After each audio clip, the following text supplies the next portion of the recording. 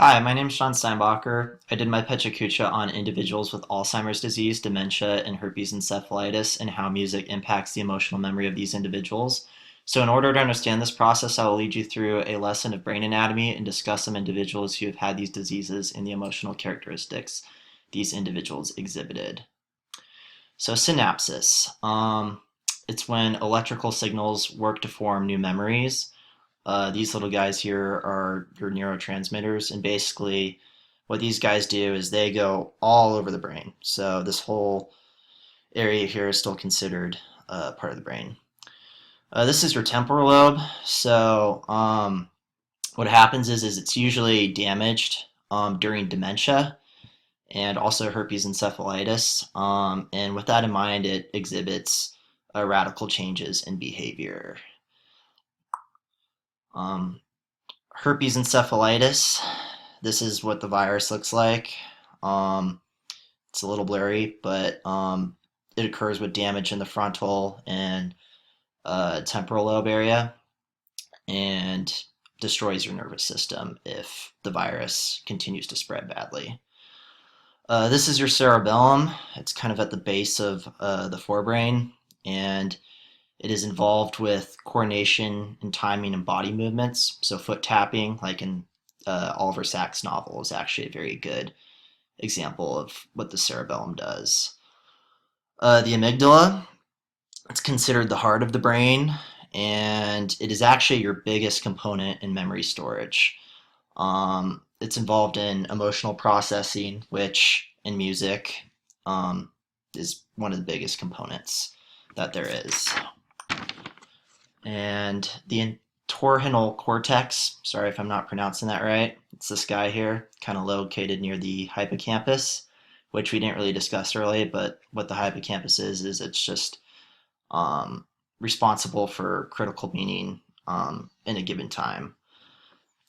And this is kind of a funny picture here. Kind of tried my example of frontotemporal dementia, but what happens is like Vera B, she was one of the individuals in Sacks' book who would always kind of speed off during mid sentence into singing, which is kind of what this guy here is doing.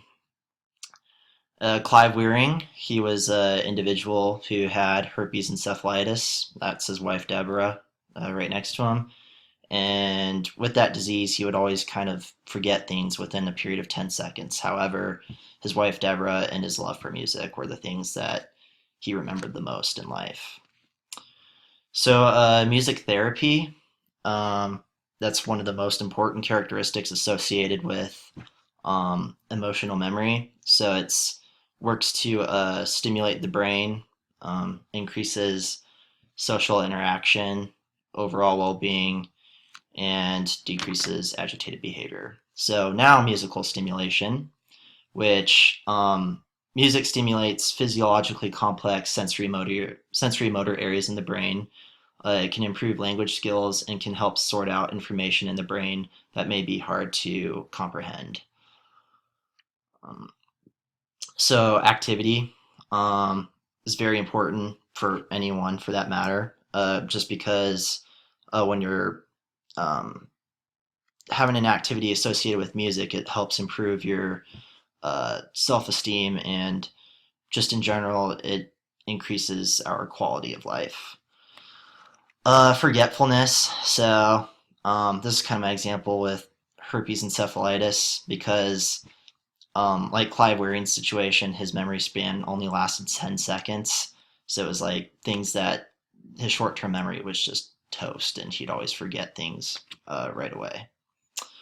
Um, so music can help to exhibit emotions, and this guy is kind of just must not like what he's listening to. But with patients like Alzheimer's, dementia, and herpes encephalitis, it can exhibit positive and negative emotions. So these are the storage compartments within the brain. You have your parietal lobe, occipital lobe, temporal, and frontal.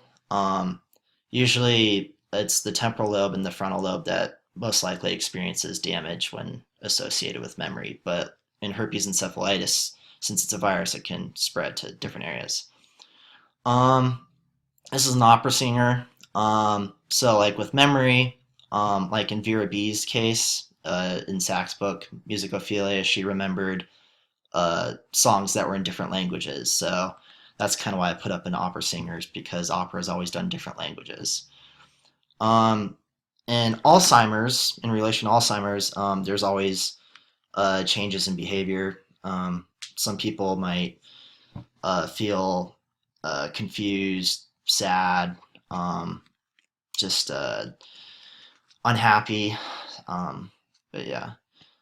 So music improves mental capabilities. So basically, how um, each individual is able to uh, use music to manage their disease is very important. So like Clive Wearing, Vera B, um, and Dr. P were examples from Sack's book. Uh, Music creates happier lives. So, like in Clive Wearing's situation, um, that was something him and his wife personally shared.